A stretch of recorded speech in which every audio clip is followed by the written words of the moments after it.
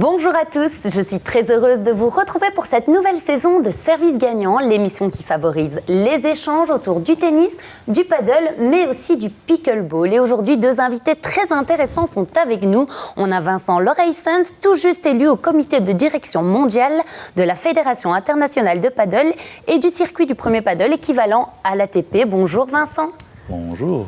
À vos côtés, nous avons Simon Bopin, joueur de tennis belge originaire de Verviers, qui a atteint un classement qui l'a mené dans le top 500 en double et très proche au simple. Bonjour Simon. Bonjour. J'espère que vous allez très bien. Merci d'être avec nous pour cette première de la saison. Et on va commencer par un grand coup de cette semaine, l'US Open, où le Liégeois Raphaël Collignon a réalisé un exploit en battant Casper Ruud, 12e mondial. Il revient d'ailleurs sur cette belle victoire au micro de Patrick Aumont. Il y a eu vraiment des hauts et des bas. J'avais l'impression que dans le premier, c'était moi qui contrôlais un peu le match. Et puis, il remet un petit peu d'intensité dans le second. Il part assez rapidement à 5-0. Et puis, j'ai eu l'impression que c'était vraiment un match de moments. Chacun avait un peu ses moments forts où l'autre était un petit peu moins bien. Et on en profitait. Et puis, je pense que dans le cinquième...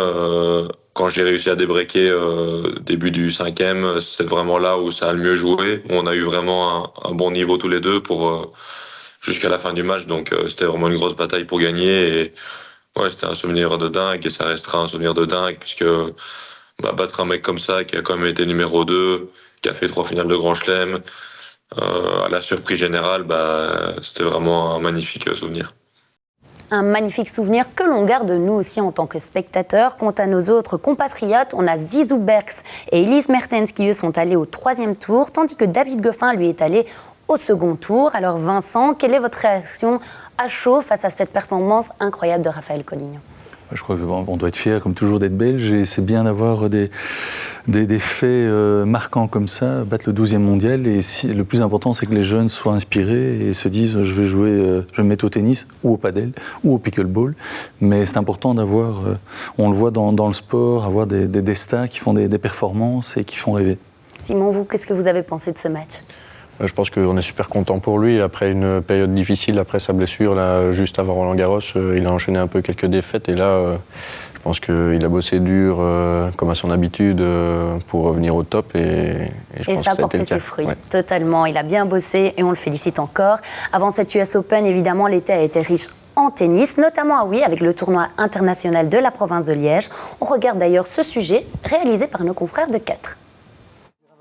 La province Racket Arena donnait rendez-vous aux jeunes pépites du tennis mondial cette semaine avec le tournoi international de la province. Doté de 15 000 $, l'événement a rassemblé 21 nationalités de joueurs en simple et en double. Une occasion unique pour les jeunes Belges de se tester au plus haut niveau. C'est un tournoi qui est toujours assez important pour nous, surtout pour les joueurs belges. Ça leur permet de prendre leur premier point ATP pour certains et ça leur permet de jouer aussi à domicile. On sait très bien que la vie d'un joueur de tennis n'est pas toujours simple avec tous les voyages et ici au moins ils peuvent jouer devant leur public, donc c'est une occasion qu'on leur donne et qu'ils apprécient en général. David Goffin, Steve Darcy ou encore Zizou Bergs, ces grands noms du tennis belge ont tous brillé sur ce tournoi organisé en collaboration avec la province de Liège, mais qui dit rendez-vous international dit cadre professionnel, ce qui demande beaucoup de travail de la part des ramasseurs de balles et de l'organisation pour proposer les meilleures conditions de jeu.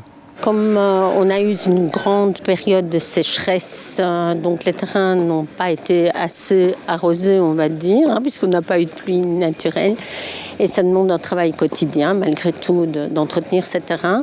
Et donc on a dû vraiment être au service des joueurs pour être présent à chaque jeu, à chaque set, quand les arbitres demandaient la réfection du terrain. Et malgré ça, les joueurs ont apprécié la qualité des terrains ? On va dire qu'ils ont été conciliants.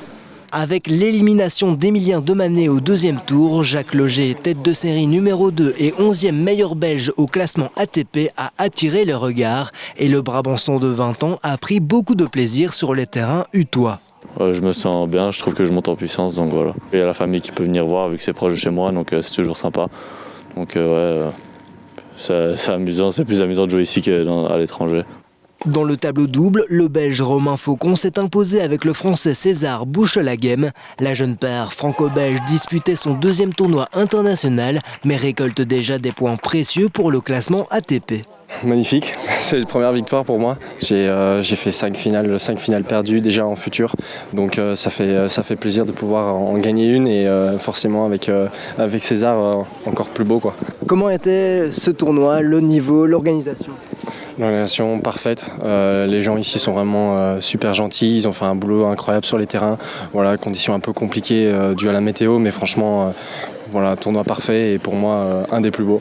Avec une météo relativement sèche toute la semaine, les organisateurs signent une édition réussie. Rendez-vous l'an prochain pour le tournoi de la province qui prendra ses quartiers du côté de Lambermont. Alors cette compétition, Simon, vous la connaissez bien, vous qui avez raccroché la raquette il y a très peu, il y a environ 2 semaines. On le rappelle, votre meilleur classement 504. Quel bilan vous tirez, vous, de votre carrière ? Quel bilan ? Énormément de choses apprises, de conclusions aussi par rapport à mon outil. On sait que percer, forcément de jouer à ce niveau, ça demande énormément de sacrifices. Qu'est-ce qui a été finalement le plus compliqué, le plus difficile à gérer au quotidien ? L'aspect financier est très, très compliqué. Devoir s'entraîner avec les moindres moyens, c'est pas facile du tout. Mais bon, c'est aussi une passion et c'est aussi pour ça que je l'ai fait. Mais oui, c'était génial. Comment on arrive justement à financer cette carrière quand on n'a pas de gros sponsors ? C'est pas toujours facile. On joue des messieurs 1 en Belgique pour essayer de gagner un petit peu d'argent comme on n'a pas de dépenses. On joue des interclubs en France, en Allemagne ou même en Belgique d'ailleurs. Et puis on essaie d'aller chercher quelques sponsors à gauche, à droite, mais bon, c'est pas facile, quoi. Vincent, c'est problématique, on les retrouve également dans le paddle. Les joueurs de haut niveau, eux aussi, doivent jongler entre passion, voyage et financement.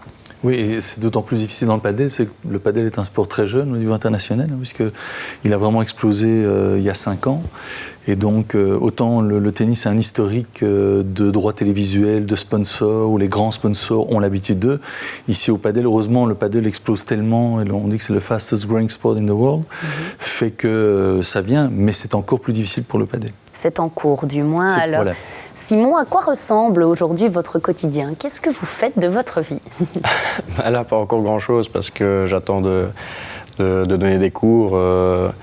Mais sinon, je m'entraîne toujours, je vais à la salle, je joue encore au tennis. Et vous restez actif dans le tennis par rapport à l'entraînement et vous allez peut-être donner des cours, c'est ça ? Oui, c'est ça, j'aimerais bien entraîner, donc j'attends des plannings prochainement. Un autre sport peut-être, j'ai cru, on en parlait un petit peu juste avant cette émission, du hockey. Oui, je vais reprendre le hockey, oui. Et est-ce que vous gardez des contacts avec d'anciens joueurs ou joueuses ? Je sais que Marie Benoît vient de pas très loin de chez vous. Oui, bien sûr. Je l'ai eu hier, justement, à propos des cours. Elle m'a proposé aussi peut-être de l'accompagner dans un club vers chez nous. Donc, oui, on a noué des bonnes relations, donc c'est cool. Oui, Marie Benoît qui, elle aussi, vient de prendre sa retraite. Oui, exactement. Voilà, très bien, vous pouvez échanger là-dessus d'ailleurs. Alors on revient sur un autre événement de la région, à savoir la meilleure paire belge, Clément Gaines et Maxime Deloyer, qui sont venus jouer, pour ainsi dire, à la maison à Wavre. Ils reviennent d'ailleurs sur leur match dans cette séquence. La meilleure paire belge de paddle était à Wavre ce week-end. Le numéro 1 belge, Clément Gaines et Maxime Deloyer, sont dauphins, jouaient ensemble à quelques pas de chez eux. Habitués aux tournois internationaux, c'est toujours avec grand plaisir que les Brabançons reviennent jouer presque à domicile. C'est clair que j'ai pas énormément l'occasion de jouer en Belgique, donc jouer pas loin de chez moi, puisque maintenant j'habite à Wavre. Et mes amis, ma famille viennent du Brabant wallon, donc c'est clair que tout le monde peut venir me voir jouer, donc c'est sûr que c'est chouette et ça met une bonne ambiance. Jouer en Belgique, il n'y a rien de mieux. On a un autre événement à Tour et Taxi où on joue devant 5000 personnes, c'est vraiment top parce qu'ici, il y a même des amis, des élèves à moi, mes parents vont venir tantôt, donc c'est vraiment chouette qu'ils peuvent nous voir hors écran, et donc ça c'est vraiment chouette. Il y a pas mal de monde quand même autour des terrains. Oui, ici il y a une belle communauté chaque année à la raquette, des gens du tennis, de la pétanque qui se retrouvent dès qu'il y a les demi et finales du tournoi, donc c'est super. Et forcément, accueillir un joueur du top 100 mondial, cela ramène du monde autour des terrains du RTC La Raquette. Je vais rarement voir les autres catégories dans d'autres tournois, mais c'est vrai qu'ici, la plupart des joueurs nous disent on est content parce qu'il y a quand même beaucoup de joueurs, de spectateurs présents. Je pense que hier, pour les quarts de finale, on avait quasi entre 60 et 80 personnes juste pour le match de Maxime et Clément, qui a été expédié en 45 minutes. Mais bon, voilà, les gens s'étaient quand même déplacés. Et aujourd'hui, je pense aussi qu'on voit qu'il y a encore pas mal de monde. Je pense qu'on va au moins dépasser une centaine de personnes autour du cours. Outre la meilleure paire belge invaincue, le tableau était prestigieux dans la catégorie reine cette semaine. En cause, le RTC La Raquette collabore avec la Fédération Padel Wallonie-Bruxelles pour la mise en place de leur nouveau système de tournois, les Road to Masters 1000. Au programme 6 tournois, dont celui-ci, le but étant d'accumuler des points pour se qualifier pour le Masters 1000 de fin d'année qui se jouera à Rochefort. Je pense qu'on avait déjà un tournoi assez prestigieux dans l'ensemble et c'est vrai que lorsqu'ils nous ont proposé cette formule-là, je pense qu'on a réussi à s'y coller très facilement, vu qu'au point de vue prize money qu'ils imposaient, on était déjà largement au-dessus. Je pense aussi que ils ont déplacé, ils avaient prévu de le faire une semaine avant, nous c'est cette semaine-ci obligatoirement pour nos sponsors, donc on était vraiment dans un mood collaboratif, ils ont accepté de modifier cela et c'est vrai que ça ajoute, je trouve, les sponsors présents, le cadre présent que la fédération a mis aussi à disposition parce qu'ils sont venus avec leurs sponsors, leur visuel, je trouve que ça donne un dynamisme en plus à notre tournoi et c'est très agréable pour nous. Et malgré un calendrier international chargé, la meilleure paire belge veut en être. Si je dis pas de bêtises, il y a 6 tournois Road to Masters, donc voilà, moi je sais que je peux pas participer à tous, donc forcément ceux auxquels je participe, j'essaye d'aller le plus loin possible et de les gagner pour pouvoir engranger un maximum de points, pour pouvoir me qualifier pour les Masters qui auront lieu début décembre à Rochefort. Et voilà, l'année passée c'était un super événement, donc forcément on a envie d'en faire partie et voilà, là pour l'instant c'est bien parti pour. Là c'est le troisième avec la raquette que je joue et en fin d'année à Rochefort on se retrouve pour les Masters. Je pense que là je suis déjà qualifié mais je vais essayer de tous les jouer parce que c'est toujours chouette de venir jouer en Belgique. Un beau succès au RTC La Raquette où Clément Gaines et Maxime Deloyer ont pu étaler une nouvelle fois tout leur talent. Merci à nos confrères de TVcom pour cet extrait. Et en parlant de paddle, Vincent, donc je le disais tout à l'heure, vous êtes le président exécutif du Bruxelles Premier Paddle, mais vous rejoignez aussi le comité de direction mondiale du paddle. C'est une instance stratégique de 20 membres, équivalent au comité de direction mondiale de l'ATP pour le tennis. En quoi consiste concrètement votre rôle ? Donc en fait, le rôle, dans un circuit, il y a le circuit, il y a les joueurs évidemment, il y a le promoteur, enfin l'organisateur, et puis il y a d'autres instances comme on parle de l'arbitre, on parle des sponsors. Et le problème du padel, c'est qu'il a une telle croissance explosive que c'était souvent le circuit qui décidait, puis ils impliquaient les joueurs, et les promoteurs, comme nous, les organisateurs n'étaient pas impliqués. Et donc, la mécanique, il manquait de l'huile dans la mécanique. Donc ici, l'idée, c'est de réunir tout le monde, les meilleurs autour de la table, ou les meilleurs représentants, et de discuter de ce qui va bien, de ce qui va moins bien, de faire des propositions, et que surtout, par exemple, les joueurs comprennent pourquoi on prend certaines décisions. Un lien vraiment entre tout ça. Donc par exemple, quand on dit on offre le laundry, le nettoyage aux joueurs, chez nous, c'est un coût de 25 000 €. Les joueurs ne savent pas. Donc, ils arrivent avec des sacs, ils jettent les sacs. Et on leur dit, mais d'abord, c'est pas très éco-responsable. Nous, on est le tournoi le plus éco-responsable des 24 tournois. On a une charte éthique éco-responsable. Et donc, il est hors de question de gaspiller du nettoyage. Et donc, on essaie de les éduquer avec ça. Les joueurs ne viennent pas en navette au tournoi, ils viennent en train. Et puis, ils viennent en navette électrique. Donc, tout est recyclé, etc. Et donc, le fait de pouvoir expliquer certaines décisions, donc on a limité, par exemple, le laundry à une pièce ou deux, c'était justement... mais au départ, ça peut être très mal perçu, alors que quand on l'explique ensemble, et eux vont relayer l'information aux joueurs, ça se passe beaucoup mieux. La clé est dans la communication, évidemment. Alors, qu'est-ce que ça représente pour vous, pour votre carrière ? Mais en fait, c'est une deuxième consécration. J'avais eu la même consécration en Formule 1, parce que j'étais un des plus hauts niveaux en Formule 1. J'ai dû arrêter ça parce que ma femme était gravement malade.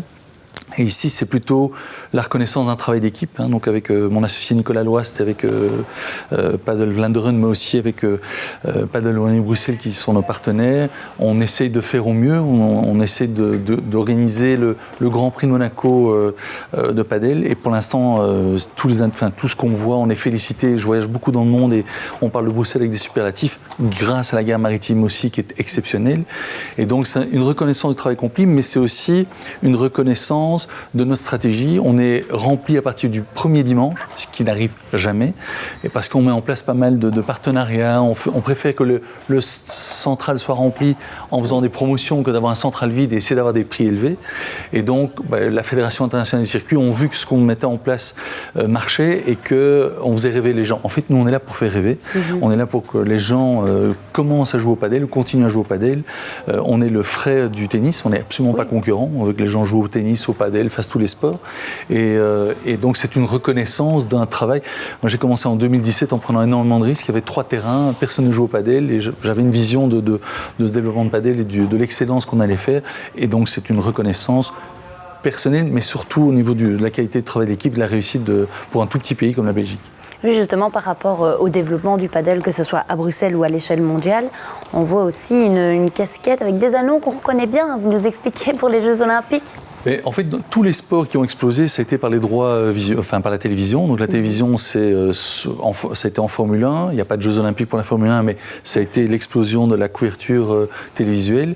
Et pour le padel, mais comme pour le tennis, ça sera les Jeux Olympiques. Donc on sait qu'il y aura un avant et après, et le padel va exploser encore plus, ça va être une bombe atomique après les Jeux Olympiques parce qu'on parle de 2 milliards de spectateurs et donc l'enjeu c'est que le padel soit un sport olympique en 2032, tous les indicateurs sont là et on va essayer que ça soit un sport de démonstration olympique en 2028, donc 2028 Los Angeles et 2032 Brisbane en Australie et on va y arriver, mais c'est l'ambition numéro 1 pour le développement du padel, c'est un sport olympique. Un petit peu comme Justine aussi au tennis qui avait eu sa médaille d'or, n'est-ce pas Simon? Vous vous souvenez? J'étais très jeune. Vous regardiez déjà, c'est vrai qu'on parlait de la télévision comme vecteur, mais j'imagine que c'est comme ça aussi que pour vous que tout a commencé. Oui, c'est sûr, plein de souvenirs visuels, mais non, c'est sûr que c'était magnifique. Vous aviez quel âge en 2004? En 2004, j'avais 5 ans, donc... Ça ne nous rajeunit pas. Non, surtout pas moi. Alors, en parlant de Bruxelles, on peut revenir aussi sur les interclubs mixtes et vétérans. Comment ils se sont déroulés? Ça cartonne, hein. On fait chaque année en interclub padel, on cartonne. Nous, on doit refuser. Moi, j'ai mon club de tour et taxi. On refuse des équipes. On essaie de faire un bon équilibre entre la gestion du club et les équipes.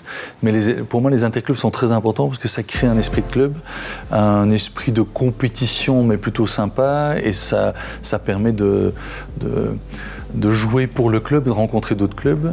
Donc c'est super important et je veux dire, plus il y aura de clubs de padel, plus il y aura d'équipes d'interclub, plus l'interclub sera plus important, mais ça va continuer à exploser. Oui, la particularité, c'est vraiment cette ambiance unique, la convivialité, c'est toute une expérience finalement qu'il y a autour. Tout à fait. Et ça, c'est une différence par rapport au tennis, où les interclubs tennis sont très importants, mais on joue 1 contre 1. Ici, c'est vraiment que des équipes, donc il y a encore plus cet esprit d'interclub, d'équipe pour gagner au niveau du club. Il n'y a pas d'individualisme. On sait que quand on gagne, c'est à 2. Il y a évidemment en interclub tennis le double qui est la cerise sur le gâteau, mais l'esprit interclub est encore plus marqué, je trouve, au niveau du padel. Et maintenant, on voit des tenues, les filles sont habillées en pom-pom girl et tout, c'est génial, il y a une super ambiance. Par rapport à cette convivialité, on parlait du double évidemment en tennis, ça ne vous manque pas, vous, parfois, Simon?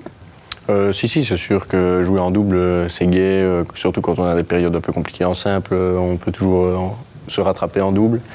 Et ça fait du bien, c'est de l'entraînement et en même temps des vrais matchs, donc ouais. Oui, des échanges qui se créent forcément. Et on est ici pour parler d'échanges, je vous le disais, dans Service Gagnant. Alors, je sais que c'est la rentrée, mais on va retourner un petit peu en vacances avec un autre sport, c'est le pickleball. Et lui aussi, il est très ludique et en plein essor, comme on le voit dans les championnats de Belgique, dans cette séquence signée Bouquet. Pickleball est un sport qui vient des États-Unis, c'est un mix entre le squash, le tennis, le badminton et un peu tous les sports de raquettes. Ça se joue sur un petit terrain de tennis sans couloir et donc c'est un sport qui est vraiment émergent mais qui aux États-Unis, il y a plus de 16 millions de pratiquants. Donc c'est le sport qui va exploser dans les années qui viennent. Tout est plus petit, la raquette, certains disent que ça ressemble à une planche à pain, mais évidemment il y a des gammes, il y a des hautes gammes, des moyennes gammes. Les balles, c'est des balles de plastique trouées et donc c'est vraiment chouette parce que pour ceux qui ne joueraient pas trop bien, ça va pas trop vite. Et pour ceux qui jouent très bien, ça peut aller très vite aussi. Donc c'est un sport qui va aux gens qui débutent, mais aussi aux sportifs de haut niveau. ça commence à se développer pas mal. On a plus de 23 clubs affiliés à la fédération, à peu près 500 joueurs reconnus, mais on sait qu'il y en a beaucoup plus. Et donc ici, on a déjà commencé un circuit de tournois. Et ici, on a le premier championnat de Belgique organisé en Wallonie, en fédération Wallonie-Bruxelles. Alors j'entendais parler néerlandais, j'entends parler français. On vient de loin pour ce championnat de Belgique ici à Andenne. On a 200 joueurs pour 310 inscrits, puisqu'on peut jouer dans plusieurs catégories. Donc oui, les joueurs de pickleball ont l'habitude de bouger. Bien souvent, ils dorment d'ailleurs à l'endroit où se dispute le tournoi parce que ça ne dure que 3 jours, vendredi, samedi, dimanche. Et donc il y a énormément effectivement de Flamands qui nous font le plaisir de venir jouer le championnat de Belgique. Le pickleball, c'est vraiment très ludique comme on le voit dans cette séquence. En tout cas, pour ma part, c'est testé et approuvé. Vous, Vincent, ça vous a déjà tenté ? Mais oui, enfin, moi j'ai la chance de beaucoup voyager dans le monde pour le padel, mais donc je découvre maintenant l'essor du pickleball, donc États-Unis, Canada, Vietnam, Australie, Nouvelle-Zélande, Singapour, et donc pour moi, le pickleball va percer aussi et il sera une alternative au padel, soit pour certaines personnes, qui feront 3-4 parties de padel et puis un pickleball. Mais je sais qu'en Belgique, ça a marché aussi. Et je suis le directeur général de Bull Padel pour la Thaïlande, Vietnam, où en Vietnam, le pickleball est explosif. Ouais. Et en Thaïlande, il y a un mix entre les deux. Donc c'est une très belle discipline en plus qui va faire du bien aux amoureux de raquettes. Oui, comme le disait Patrick Aumont dans cette séquence, ça convient aussi bien aux débutants qu'à un niveau expert. On peut jouer plus rapidement. Et vous, Simon, ça vous a déjà tenté ? Vous y avez Moi, j'ai jamais joué. Alors, j'avoue que je suis pas méga fan en regardant, mais c'est vrai que je suis pas contre essayer. Peut-être que je changerai d'avis, mais ouais. Qui ne tente rien à rien. On en reparlera dans un autre épisode de Service Gagnant. Vous êtes toujours le bienvenu ici sur ce plateau. On va terminer ce bilan de l'été avec le tennis et le Ladies Open Volley, un tournoi international qui ne se démode pas et qui a déjà rencontré son beau succès. Depuis sa création en 2010, ce tournoi international féminin a bien évolué. Le Ladies Open Volley, c'est une compétition professionnelle, mais dans une ambiance familiale. Derrière l'organisation sportive de l'événement, Michel Willems, grand nom de l'arbitrage international.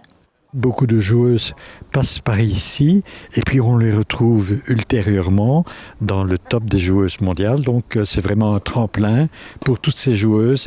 Elles aiment aussi y participer parce que le tournoi se déroule dans un club où l'ambiance est vraiment très bonne, dans une ambiance familiale et c'est vraiment très très sympa. De quoi attirer de nombreuses joueuses de différentes nationalités. 32 sont dans le tableau final, dont Margot Maquet. À 23 ans, c'est la deuxième participation de la jeune femme originaire d'Ath. C'est super chouette de toujours avoir des tournois en Belgique. C'est bien, on peut rester à la maison, ne pas avoir trop de frais entre guillemets, avoir de la famille, des amis qui viennent voir.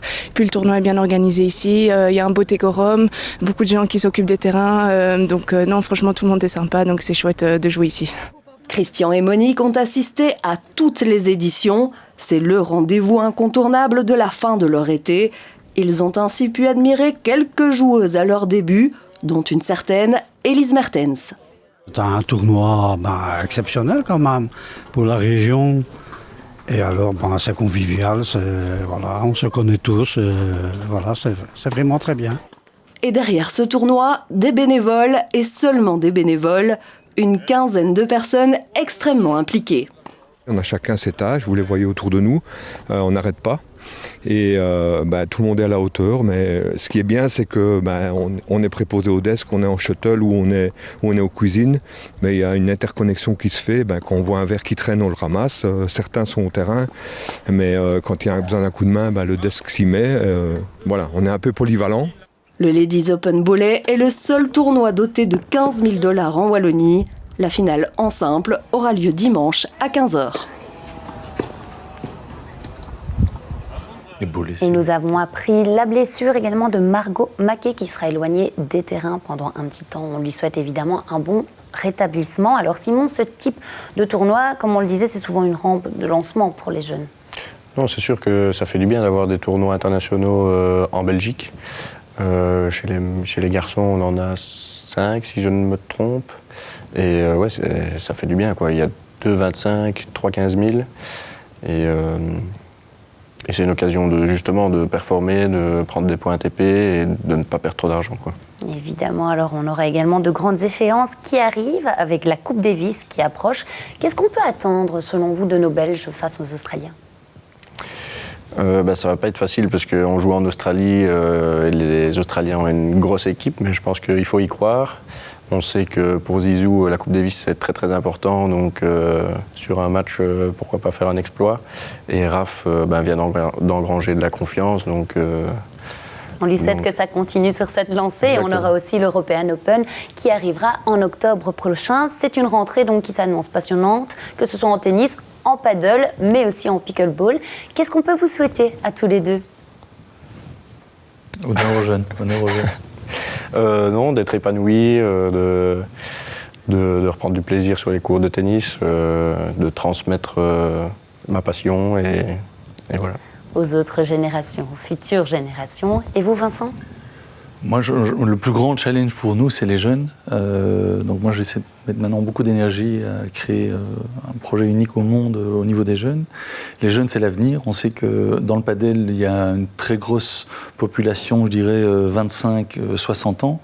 Mais il faut des jeunes, il faut un jour qu'on ait des jeunes champions, non pas espagnols et sud-américains. Et donc c'est un effort de tous, mais aussi des pouvoirs publics, des fédérations nord-sud. Mais c'est la priorité absolue, sont les jeunes, et avoir un jour un champion ou des champions dans le top 20 qui soient de différentes nationalités. Ça peut être un Allemand, un Belge, un Équatorien, mais pas uniquement des Espagnols sud-américains. Bien sûr, écoutez, merci à vous deux d'avoir été présents avec nous aujourd'hui. Merci. Merci à vous. Merci aux médias de proximité qui assurent le bon déroulement de cette émission, ainsi qu'aux équipes de TéléMB. Et merci à vous qui nous regardez. Quant à moi, je vous donne rendez-vous dans un mois pour un nouvel épisode de Service Gagnant. Bon week-end.